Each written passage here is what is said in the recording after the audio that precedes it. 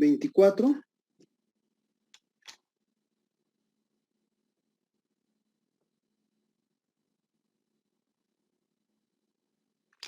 El miércoles 24 de noviembre aplicamos la tercera evaluación.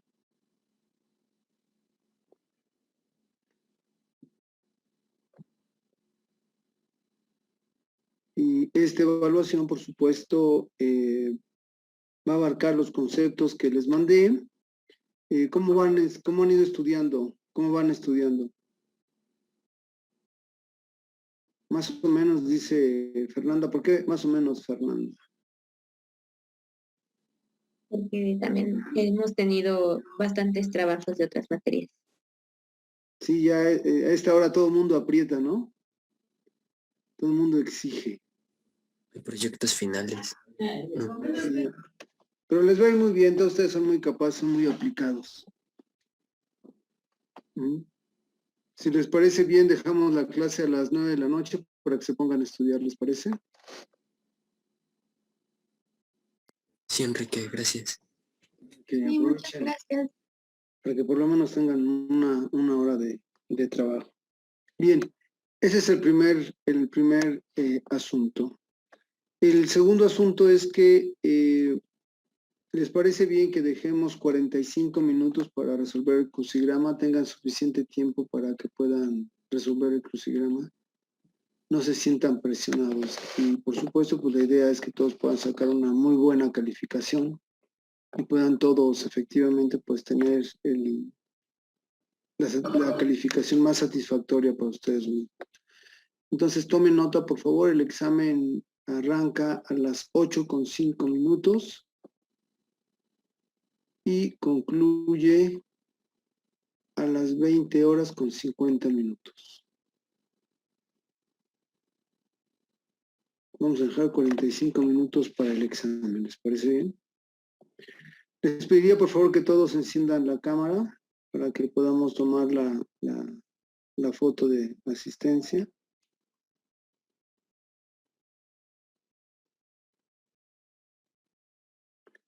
Todos se ponen guapas y guapos, órale. Me parece bien. ¿Listo? Ok, para que Miguel Ángel tome la fotografía y podamos hacer el registro. Bien, por otro lado, el lunes 29 de noviembre,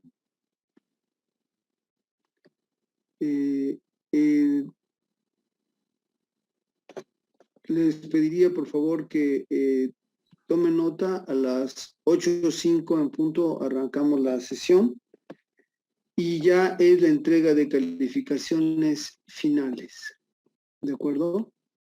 Para que ya todo el mundo podamos ahí ya deliberar las calificaciones finales, ya todo el mundo sepa cuánto puedo yo, cuánto es lo que sacan de asistencia. La gente que no puede encender su cámara y su micrófono, mándenle a Miguel Ángel, por favor, su nombre, para que lo registremos en el chat del grupo y Miguel me los pueda mandar, por favor. De todos modos, están subiendo su asistencia a la plataforma, ¿verdad? Porque ahí estoy confrontando las dos asistencias para que no dejen de registrarlas. Bien.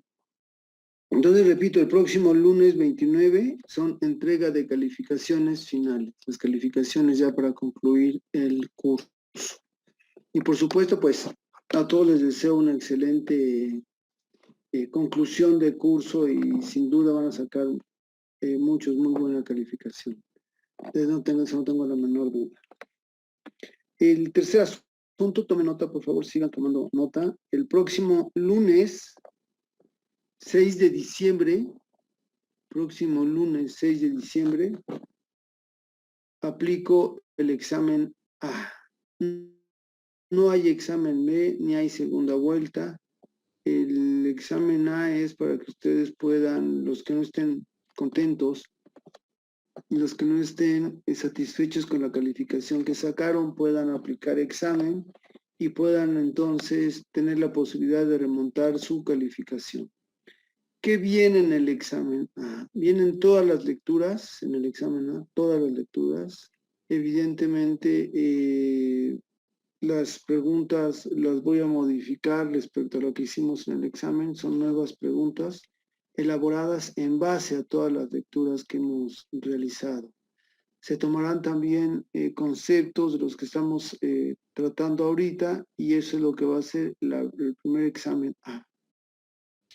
De la calificación que sacan en el examen, les voy a dejar la más alta. Es decir, si ustedes en su curso sacaron una calificación, digamos, de 7 y en el final sacan 6, yo les voy a dejar la calificación que sacaron más alta en el curso, ¿no? Por supuesto, si en el examen A ustedes aplican examen y en vez del 7 sacan 8, pues yo les voy a dejar la calificación de 8, lo que ustedes están sacando en el examen, que para eso lo están aplicando, ¿de acuerdo? Para eso evidentemente lo están utilizando. ¿Hasta aquí algún comentario? ¿Hasta aquí alguna pregunta? ¿Comentarios, preguntas? ¿Ningunas? Entonces, con esto ya tendríamos las fechas definidas para sus calificaciones y por supuesto de manera anticipada, yo les deseo a todos un excelente curso, les deseo un excelente éxito, mucho éxito en todas sus materias. Evidentemente estas fechas ya son de mucha presión para ustedes, por lo tanto pues ya deben de organizarse cada vez más, son horas ya de mucho sacrificio, de menos dormir, de más presión, pero yo sé que ustedes son muy aplicados y les va a ir muy bien.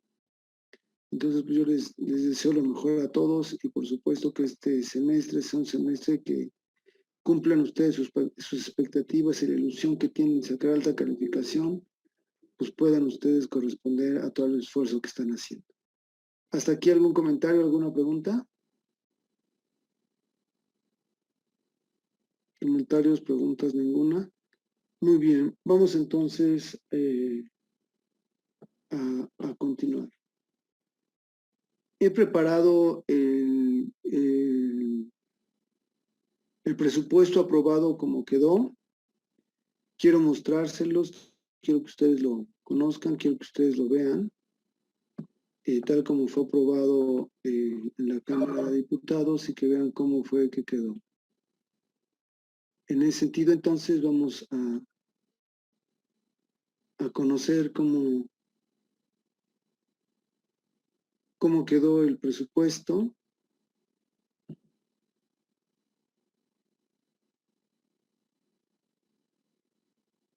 Y cómo es que es presentado. Cómo quedó el PEF, para que ustedes lo vean por ramos, cuánto es lo que aprobó la Cámara de Diputados, cómo es que ya se tiene, cómo es que se tiene ya previsto todo el presupuesto, en qué se van a gastar los 7,000 billones de pesos que fueron aprobados por la Cámara de Diputados. Entonces vamos para allá.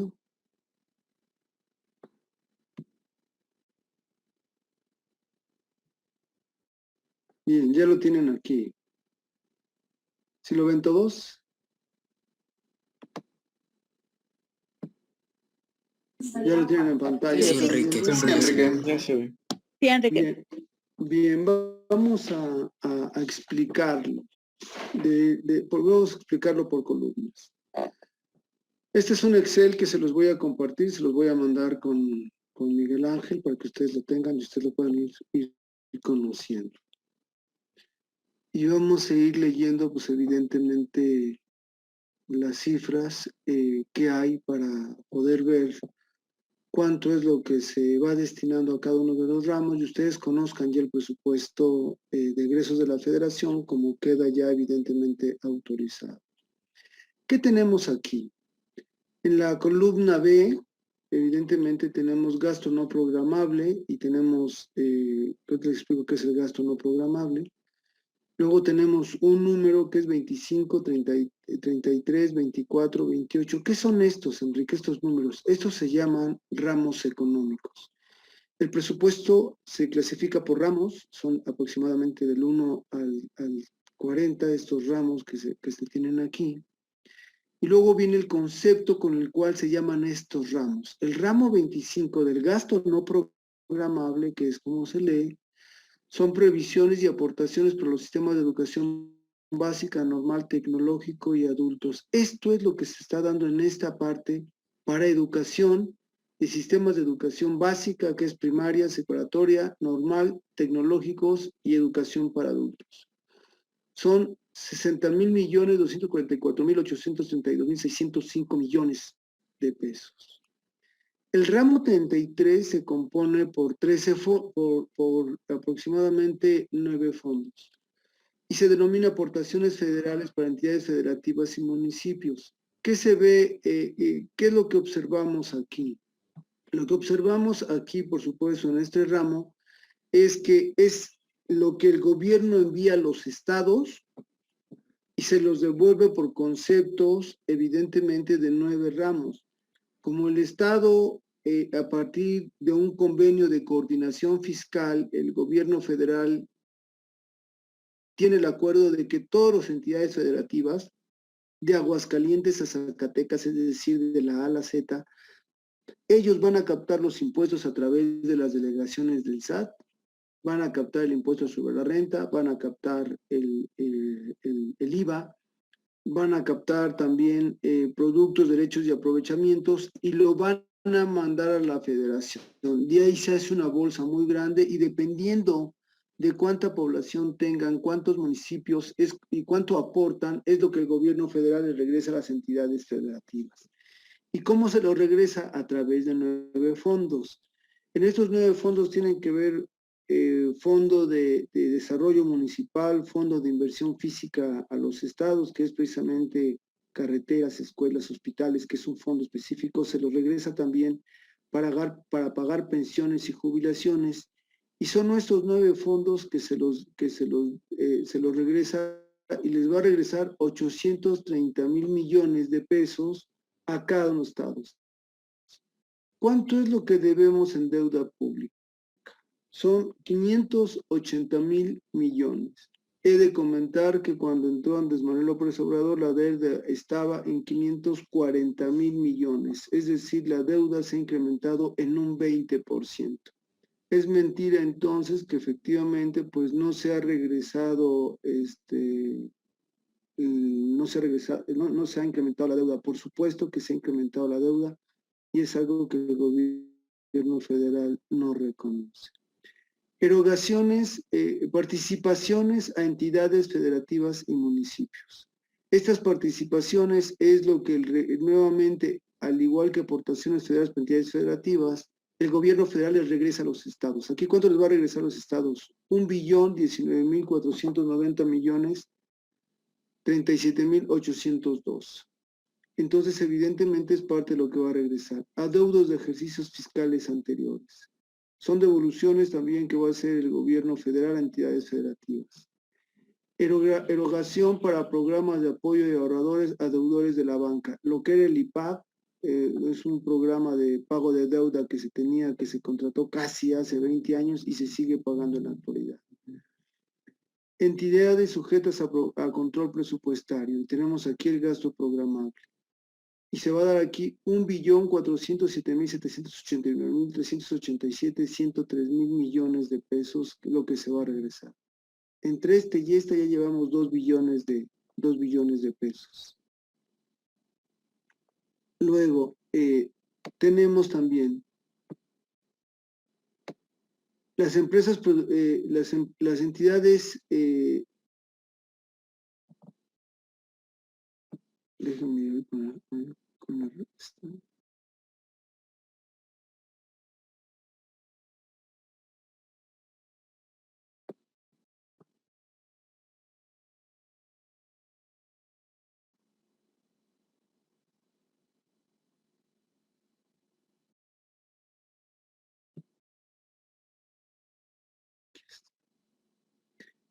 Y aquí tenemos efectivamente la clasificación, como yo les decía, por ramos. ¿Qué tenemos aquí?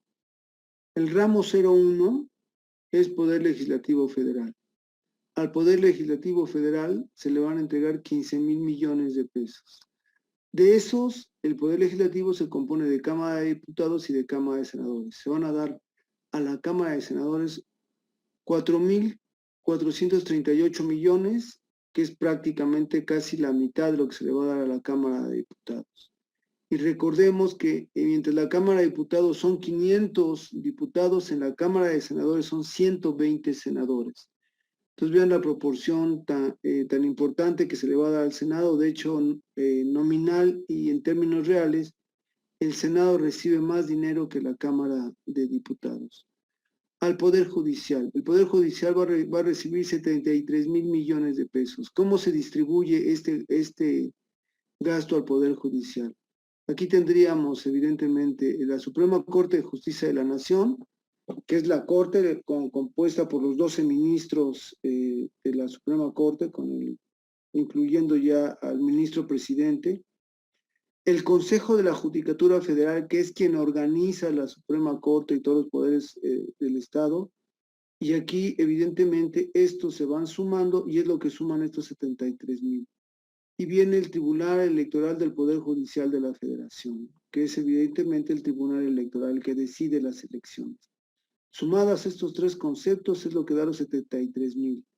Y aquí la Auditoría Superior de la Federación, que se me olvidó comentarla, la Cámara de Diputados y la Cámara de Senadores, sumados estos tres conceptos, es lo que nos da el ramo del Poder Legislativo Federal. En el Instituto Electoral, lo que se le da, y que evidentemente tuvo un recorte casi del 20% del el Instituto Electoral, pues evidentemente lo que tenemos aquí es precisamente estos ramos, donde lo que tenemos es evidentemente en un total de lo que está teniendo el INE, son 19,736 millones de pesos. Y de estos, la Comisión Nacional de Derechos Humanos, este es su presupuesto asignado. De la Comisión Federal de Competencia Económica son 616 millones. El Instituto Federal de Telecomunicaciones, este es el monto que se le va a dar. El Instituto Nacional de Transparencia y el Acceso a la Información son 982 millones. Y a la Fiscalía General de la República, 17,966 millones. Como ustedes pueden ver, se le está dando más a la Fiscalía General de la República que al Poder Legislativo. Tiene un presupuesto mayor. ¿Hasta aquí algún comentario, alguna pregunta?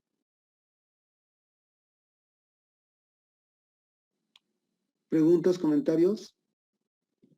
Profe, el dinero destinado para el INE, ¿en qué se ocupa? Porque hasta donde yo sé, todos sus trámites son gratuitos.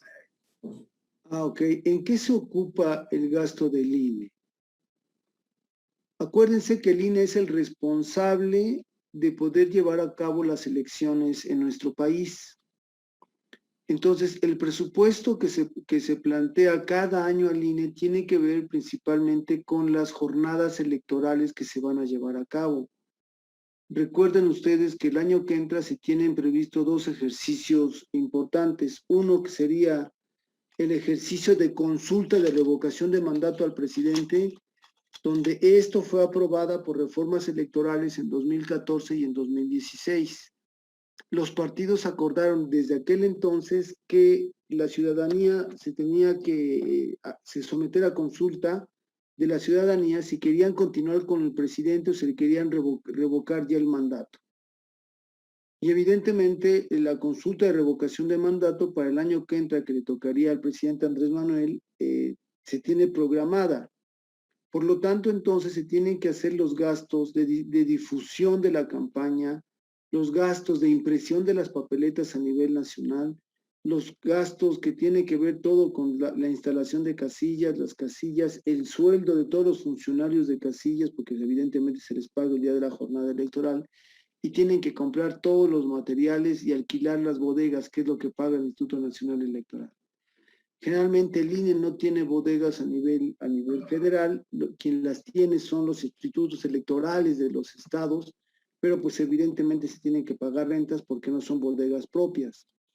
La otra cuestión, recuerden ustedes que el año que entra se vienen 6 elecciones federales. Van a estar en elecciones federales el estado de Oaxaca, el estado de Baja California Sur, va a estar Tamaulipas, va a estar Hidalgo, va a estar Durango va a estar también y va a estar Oaxaca. Son las 6 entidades federativas que van a estar en juego el año que entra. ¿Quién es el responsable de organizar las elecciones y ser el árbitro en cada una de estas entidades? El Instituto Nacional Electoral. Y ellos entonces, a través de los consejeros, van decidiendo la organización de los comicios. Y recuerden ustedes que desde un principio el Instituto Nacional Electoral, que esto está plasmado en la Ley Federal Electoral, que así se llama Ley Federal Electoral, lo que hacen son distintos movimientos. Número uno, evidentemente tienen que elaborar el padrón electoral y actualizarlo. Por eso es tan importante que ellos llevan a cabo todo lo que es el padrón electoral. Enrique, ¿qué es el padrón electoral? El padrón electoral es todos aquellos mexicanos mayores de 18 años que cuentan con credencial de elector y que por lo tanto pueden hacer su derecho a sufragar. ¿Qué es sufragar? Votar. Sufragio es un concepto técnico, su sinónimo es votar. Y entonces el INE vela, porque evidentemente todos los que cumplen 18 años puedan contar para ese entonces ya con su credencial de elector, particularmente en estas entidades federativas, y puedan votar. Asimismo se encarga de poder organizar los distritos electorales. Enrique, ¿qué son distritos electorales? Cada una de las entidades federativas tiene distritos electorales federales que cuando ustedes votan, por ejemplo, cuando votan ustedes aquí en el Distrito Federal, votan por diputados federales y votan por diputados locales. Ahora, evidentemente, en esta elección la ciudadanía votó más por los partidos de la Alianza, PRI, PAN y PRD que por los de Morena. Entonces, votaron por diputados federales, que son los que se van a la Cámara de Diputados, pero también votaron por diputados locales. Quien se encarga de supervisar la organización de los comicios es el Instituto Nacional Electoral. El Instituto Nacional Electoral, otra de las funciones que tiene es supervisar los gastos de campaña y sancionar si los partidos se excedieron.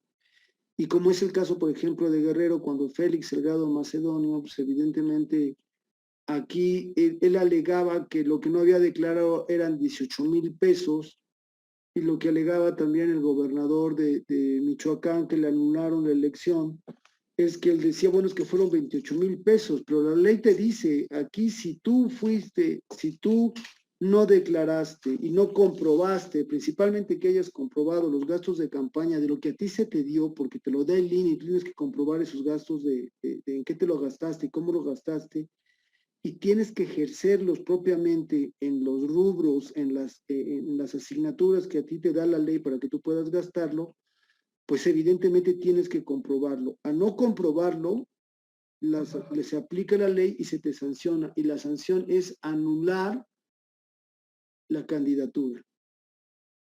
Pues lo que le reprochaba Morena ahora, porque cuando Morena era oposición, pues evidentemente, y como ustedes pueden ver, quien lleva a la presidencia Andrés Manuel, pues es el INE, porque el INE lleva unos comicios extraordinariamente limpios, es uno de nuestros principales órganos autónomos y los más importantes junto con el INAI, y que evidentemente él hizo valer el voto de los mexicanos, ¿no? Ahora, pues como no le conviene a Morena, pues lo ataca y le recorta presupuesto, ¿no? Por supuesto, que es lo que estamos viendo todos.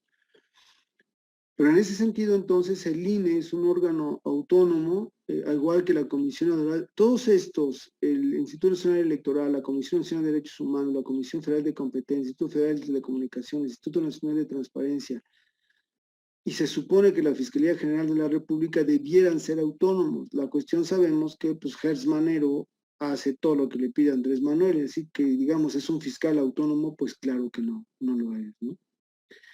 Y evidentemente de lo que se trata es que todos estos órganos se puedan mantener verdaderamente autónomos.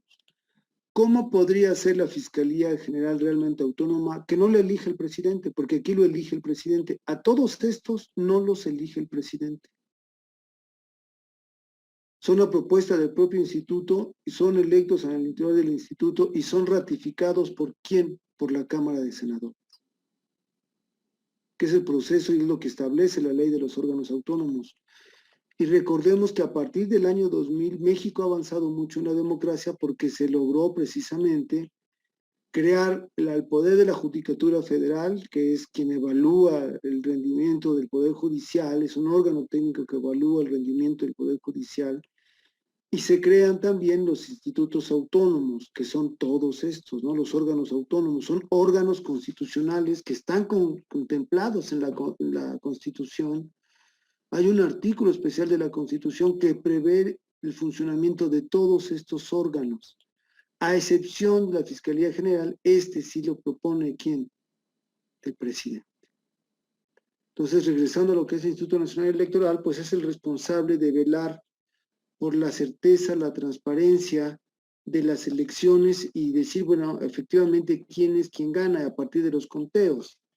Y evidentemente, uno de los órganos mayor calificados que le confía más la ciudadanía en este momento y que lo ha venido haciendo desde su creación en el año 2000, es el Instituto Nacional Electoral, el INE, y que esto, pues, evidentemente ha sido una conquista de la democracia mexicana a través de la participación de todos los partidos y particularmente los ciudadanos, porque, bueno, pues evidentemente es un órgano ciudadano, el Instituto Nacional Electoral.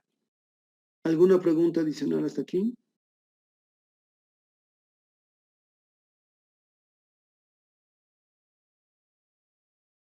¿Preguntas, comentarios, ninguna?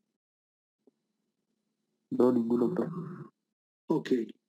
Y luego viene que este es otro organismo fundamental y es un ejemplo para el mundo, el Instituto Nacional de Estadística y Geografía, lo que se conoce como el INEGI. Y evidentemente este es quien lleva a cabo todos los censos, la evaluación de la inflación, la evaluación de homicidios, la evaluación de rendimiento económico, es precisamente el INEGI. Y a él se le otorgaron 11,000 millones de pesos, que es evidentemente todos los censos los hace a nivel nacional, el recorrido, mucho de las informaciones que tomamos, todos los que tomamos como referencia y materia de análisis de información que tomamos es en materia electoral, la tomamos del Instituto Nacional Electoral, que tiene una página muy completa, y la tomamos también a partir del INEGI. Por ejemplo, en el caso para medir la pobreza, para medir el desempleo, para medir cuántas casas, cuántos habitan, cuántos hombres, cuántas mujeres, cuántos niños, de qué edad, lo tomamos del INEGI. Prácticamente todas las dependencias federales, todos los órganos autónomos que les acabo de comentar y todas las universidades toman como base que la información del INEGI. Incluso el Instituto Nacional de Evaluación de la Política Social, el Coneval, por ley, la ley del Coneval evidentemente establece que los rangos de medición de pobreza tienen que tomarse a partir de qué información, de la información que arroja el INEGI. Entonces, tanto el Instituto Nacional Electoral como el INEGI son dos de nuestras instituciones emblemáticas, insignes efectivamente de nuestro país y tomadas como referencia a nivel internacional por su nivel de eficacia, transparencia y probidad, ¿no? Integridad, honestidad que tienen estas dos instituciones. Son dos grandes instituciones para nuestro país. Y tenemos aquí el Tribunal Federal de Justicia Administrativa. ¿Aquí qué significa esto? Que cada uno de ustedes que tenga un problema de devolución de impuestos, que tenga un problema con una empresa, que tenga una empresa con el gobierno, y que consideren ustedes irse a juicio y emplazar a juicio porque le están siendo violatorios algunos de sus derechos en materia fiscal, financiera o administrativa, pueden recurrir a este tribunal. Ustedes que están estudiando ahorita Derecho saben que el Derecho tiene distintas ramas, entre ellas una rama que se llama Derecho Procesal Administrativo, que ahora ya cuando ustedes comiencen a trabajar, pues evidentemente van a conocer ya toda la estructura administrativa del gobierno federal, de los poderes judiciales, del poder, también del poder legislativo, y conocer las normas, las leyes, pues es todo un marco normativo, todo un marco legal muy grande, y quien lo ampara precisamente es la Constitución, y la Constitución crea que este Tribunal Federal de Justicia Fiscal y Administrativa. Una de las maestrías que yo tengo es precisamente en Derecho Procesal Administrativo. que es poder conocer las normas de las distintas instituciones, cómo se aplican, qué trámites de administración tiene cada uno de ellos y que resulta fundamental, ¿no? Luego vienen aquí ya los ramos administrativos. ¿Cuáles son los ramos administrativos? El Ejecutivo Federal. Y lo que vamos a ver a continuación ya son todas las dependencias del Ejecutivo Federal y el presupuesto que se les asignó. Entonces, aquí está el gasto programable y aquí vemos aquí a la Oficina de la Presidencia de la República de Andrés Manuel, cuánto se le dio a él para organizar el año que entra su funcionamiento al interior del Palacio Nacional, de la oficina de la, nada más de la Oficina de Presidencia, tiene 833 mil millones de pesos, 833 millones de pesos es lo que tiene Andrés Manuel para poder gastar. Gobernación, ¿cuánto tiene? 6.218 millones de pesos. Relaciones exteriores, ¿cuánto tiene? 9.068 millones de pesos. Si nosotros quisiéramos conocer qué es lo que hace cada uno de estos ramos, también ya está considerado. Y existe para ello entonces la ley orgánica de la Administración Pública Federal, donde esta ley orgánica de la Administración Pública Federal te dice qué es lo que va a hacer cada uno de ellos, normativamente qué es lo que tienen que desarrollar. Y vean, por ejemplo, aquí cuánto se le da a la Defensa Nacional. Vean el salto tan tremendo que tiene la Defensa Nacional, el Ejército.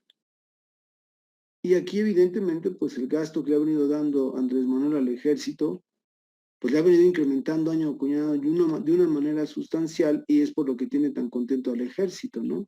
Además de todas las tareas pues, que el Ejército cada vez más lo viene ocupando y que evidentemente criticaba mucho a los presidentes anteriores porque les decía que para todo ocupaba el Ejército. Y él ahorita, quien es el responsable de la construcción del Tren Maya, del aeropuerto y las refinerías, es el Ejército. Y él acaba de decir que quiere crear una oficina general que dependa del presidente para que supervise a las distintas secretarías de Estado, pero quien quiere el presidente, quien las vigile, es el Ejército, la Defensa Nacional, que es un proyecto que él comentó en días pasados que debe tener. ¿Cuánto tenemos para agricultura y desarrollo rural? 55.788 millones de pesos, que es lo que tenemos. En infraestructura, comunicaciones y transporte, tenemos aquí 65.553 millones de pesos. El ramo de economía, la responsable de impulsar el desarrollo económico de nuestro país, la responsable de impulsar los negocios, la responsable de generar crecimiento económico, vean el presupuesto que se lo toca. 3.586 millones de pesos. La educación pública, 364.600 millones de pesos. Y aquí viene el pago a nómina maestros, viene infraestructura escolar, viene evidentemente también toda la educación desde preprimaria hasta educación superior. En términos de la OCDE, el gasto en educación que deben de tener todos los gobiernos aproximadamente debe ser entre el 5 y 7% del gasto total. Si aquí fíjense, si alguien tiene una calculadora, ayúdenme con esta operación. Si el presupuesto fue de 7 billones de pesos y aquí la educación pública tiene 364.000 millones, ¿cuánto es la cantidad que se le está asignando en términos de porcentaje a educación en nuestro país?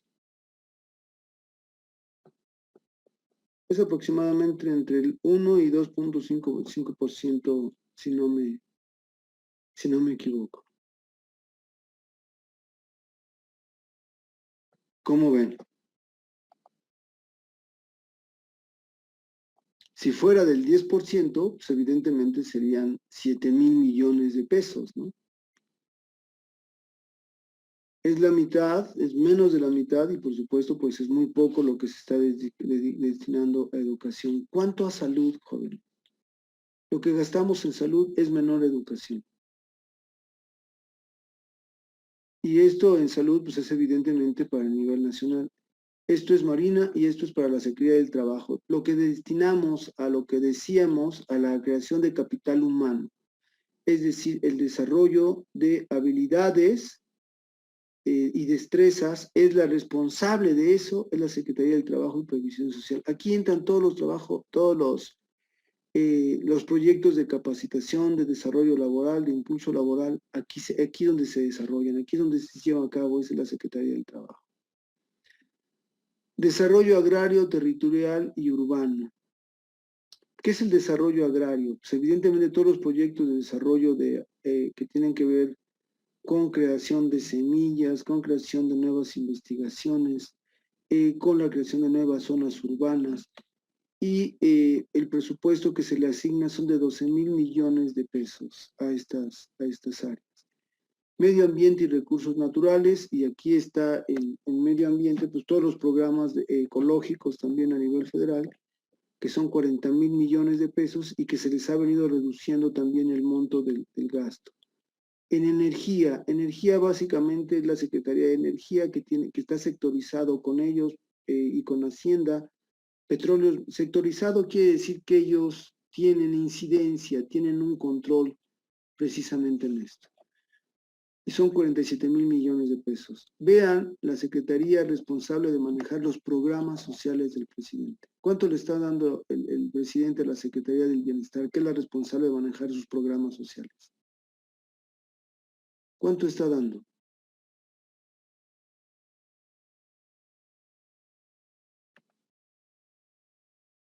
¿Alguien me puede leer la cifra?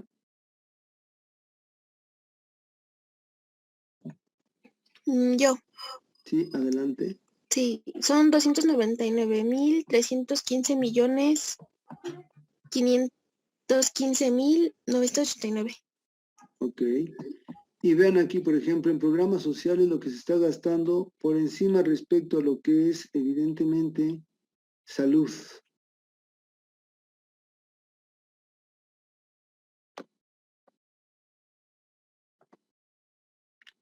Vean lo que se está dando en educación pública.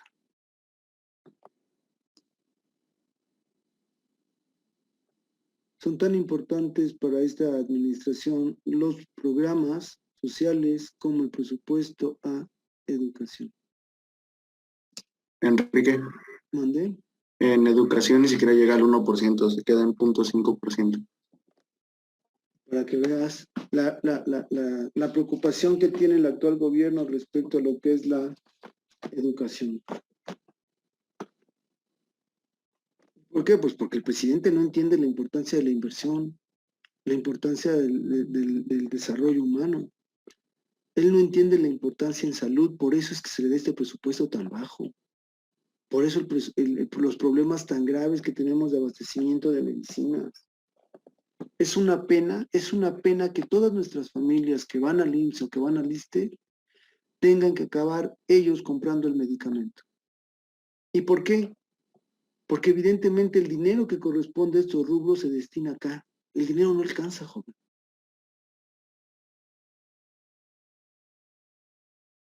Y para esto precisamente sirve la educación, sirve la formación de ustedes, para que se den, evidentemente, la información que ustedes van adquiriendo a través de conceptos, cuando hablábamos de economía del conocimiento, decíamos que el conocimiento se hace a partir de la información de conceptos, y esto es los conceptos del gasto, lo que yo quería comentarles, lo que yo quería que ustedes vieran.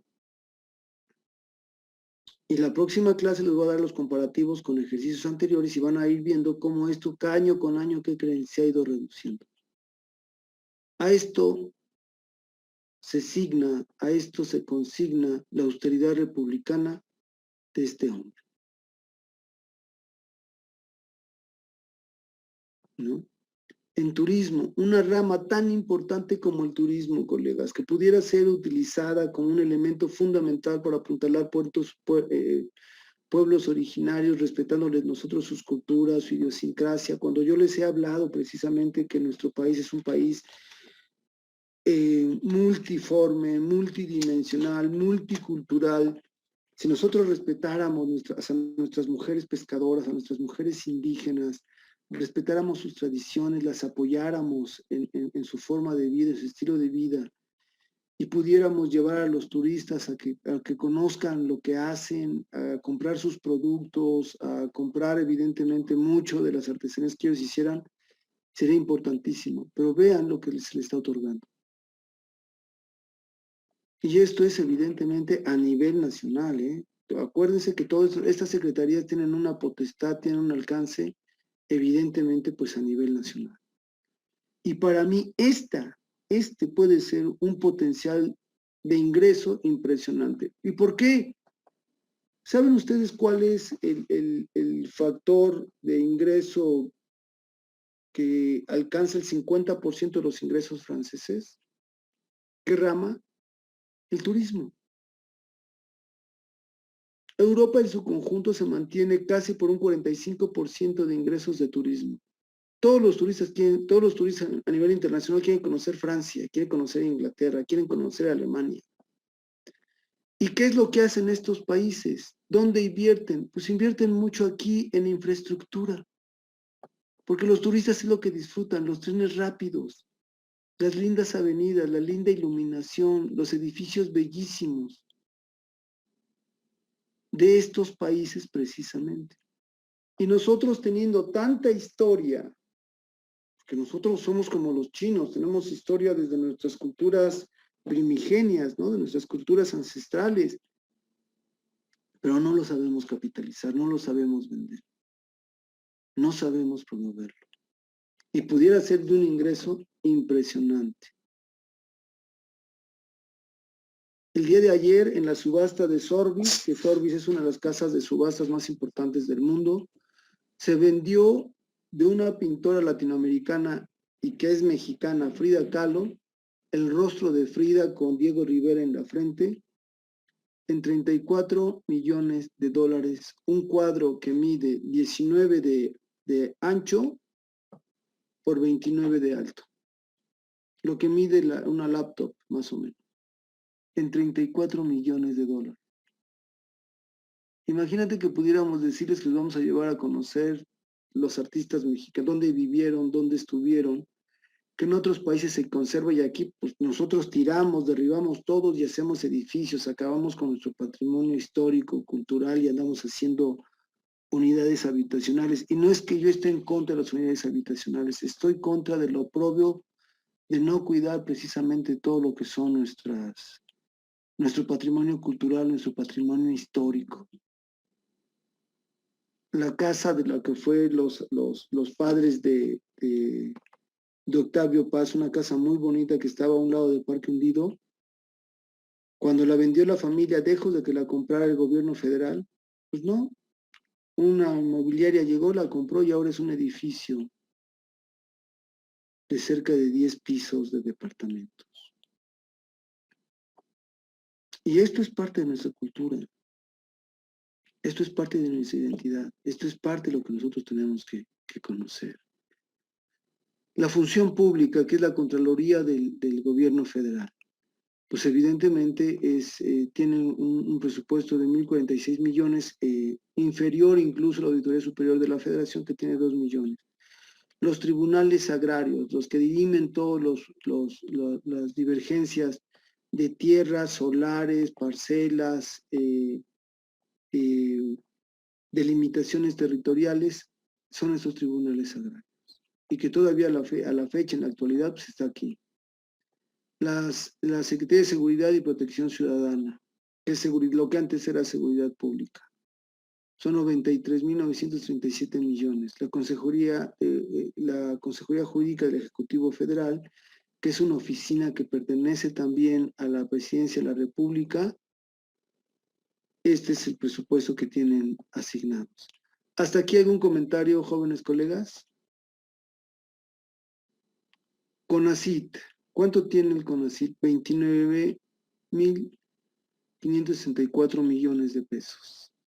Y que evidentemente estos son los que les encargan de fomentar la investigación científica, quienes les pagan a los científicos, que evidentemente pues tienen también que contribuir evidentemente a los incentivos para el desarrollo científico, tecnológico de nuestro país.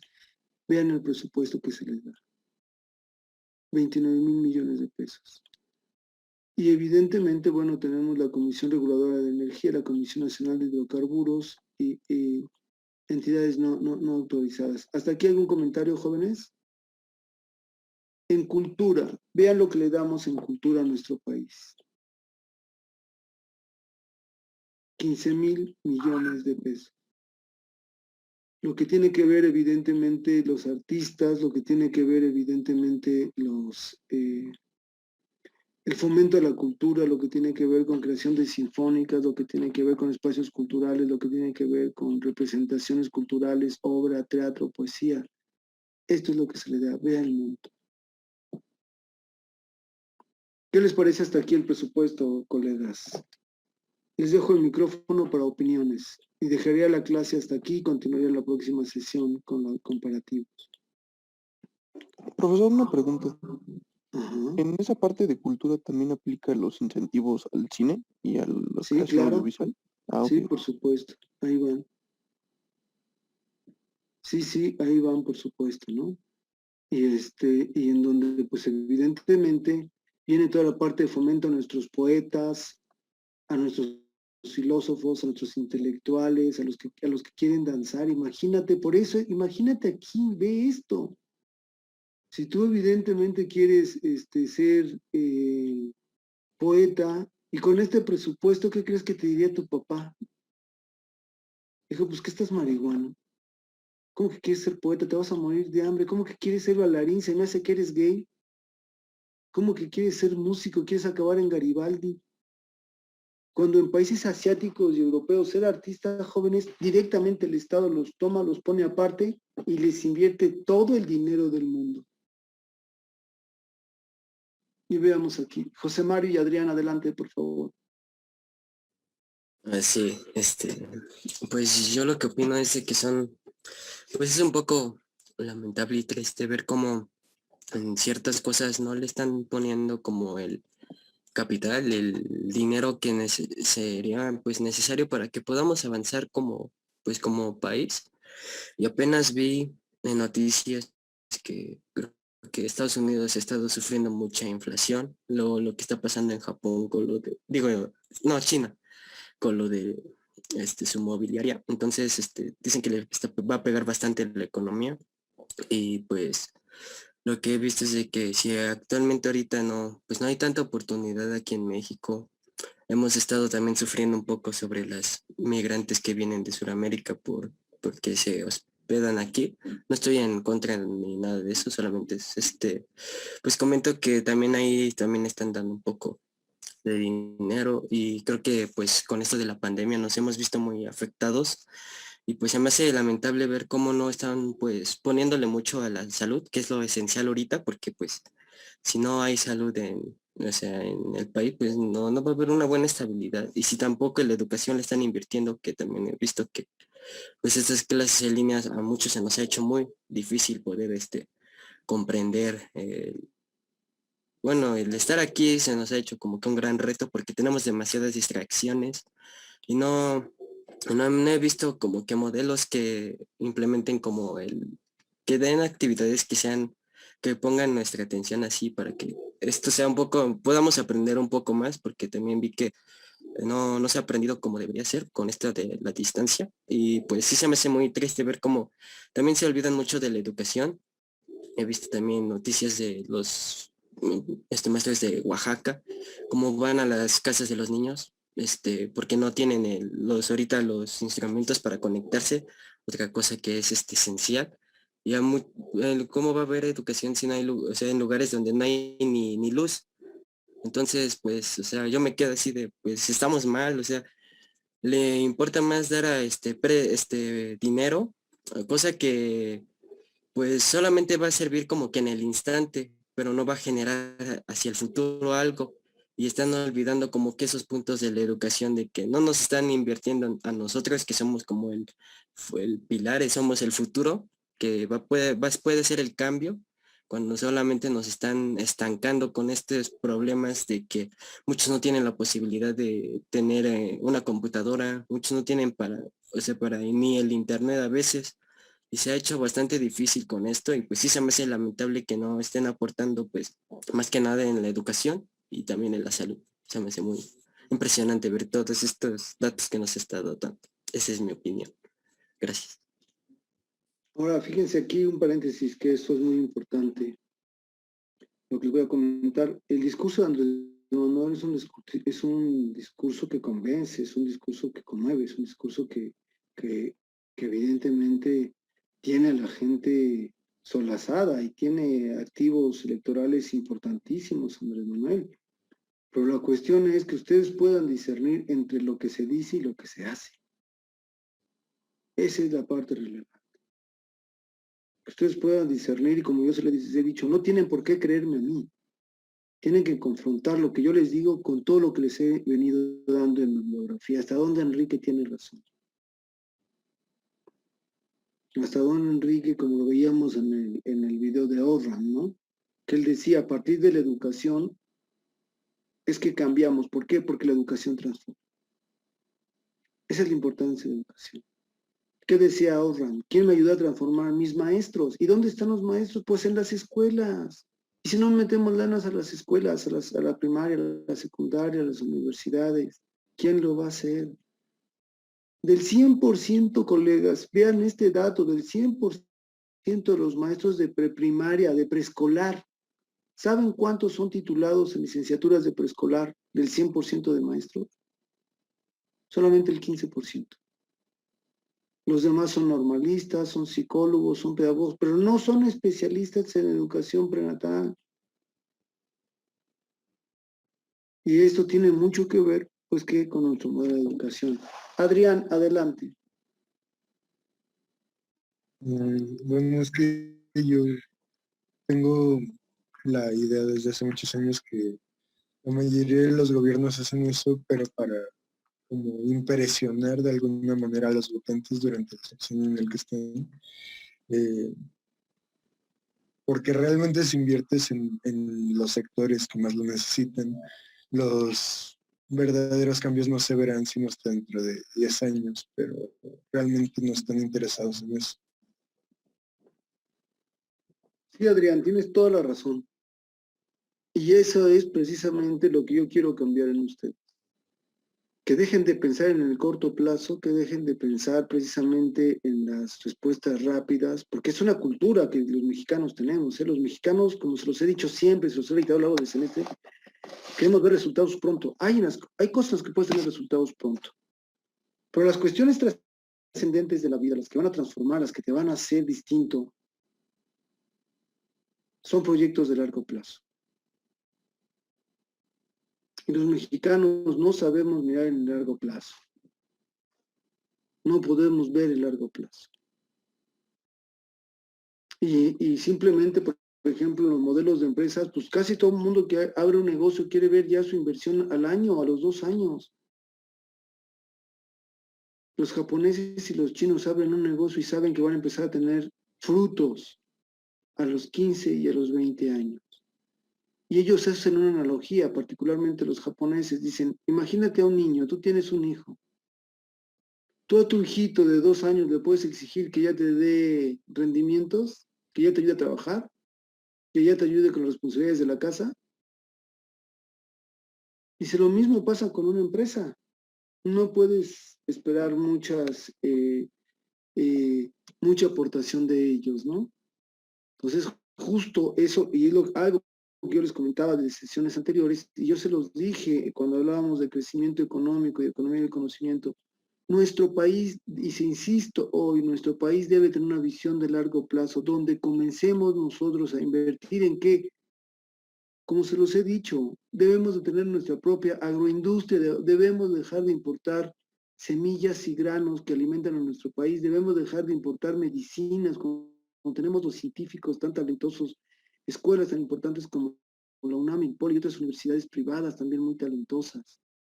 Debemos desarrollar nuestros propios softwares, nuestra propia infraestructura en telecomunicaciones para poder llevar infraestructura a nuestras comunidades más pobres y ayudarlas a que se desarrollen. Tenemos, por supuesto, que generar nuestra industria farmacéutica en nanotecnología médica y dejarla de importar. Por eso es tan carísima para nosotros el medicamento contra el cáncer, porque ya es medicamento de vanguardia, se lo compramos a las empresas ya con un desarrollo tecnológico y médico muy importante. Debemos, por supuesto, tener nuestra propia instancias de recuperación de salud, una política alimentaria para nuestro país que nos ayude a controlar la diabetes, la hipertensión y los infartos cardíacos. No veo ningún programa de este tipo. Dejamos suelta a nuestra población. Mario, adelante. Sí, bueno, ya nada más es para concluir. Y es sobre lo que comentó mi compañera Adrián. Y creo que también eso, creo que se ha visto muy reflejado por cuando llegan eso de las campañas, y que nos llegan los políticos y nos prometen hacer el cambio ya de la noche a la mañana. Y creo que también eso es como que, es como una mala costumbre que hemos tenido de que queremos las cosas así de, o sea, de jalón, no nos hemos no sabemos como tener esa paciencia y el de esperar. También lo que, algo ya último que quiero comentar es de que creo que nos hace falta un poco más el tener una educación de poder salir al mundo a vender ya cosas o a, o sea, ya aportar cosas hacia el mundo, porque creo que estamos viviendo en que tenemos que estar como atenidos a ciertos países. Un claro ejemplo, pues el de Estados Unidos. Creo que estamos con esa educación de que lo que él diga, pues ya, no hay que hacerlo nosotros. Y se ha visto con los presidentes que hemos tenido, que pues lo que ellos digan, ellos lo hacen. Creo que nos hace falta esa iniciativa de que ya empecemos a aportar un poco más al mundo por nuestra cuenta, porque pues somos muy ricos en todos los aspectos, tenemos una de las culturas más bonitas, y creo que se me hace muy lamentable que no podamos hacer cosas asombrosas para que pues podamos ayudar al mundo. Y creo que nosotros como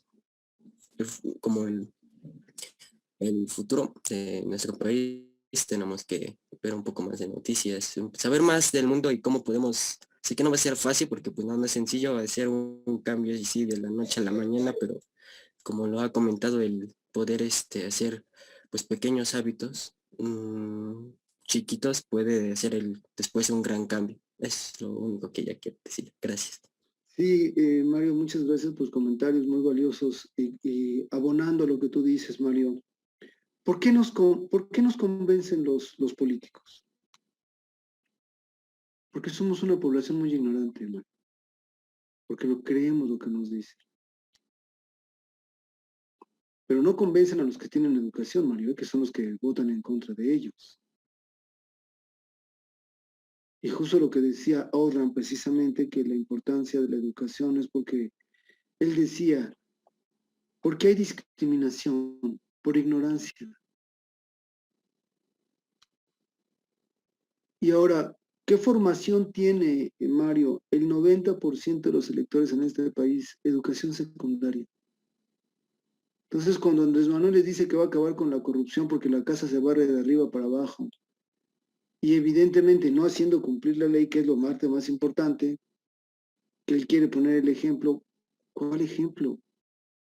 Que nos diga de qué ha vivido en los últimos 25 años que ha estado en campaña. ¿Alguien sabe de qué ha vivido? ¿Quién le dio el sueldo?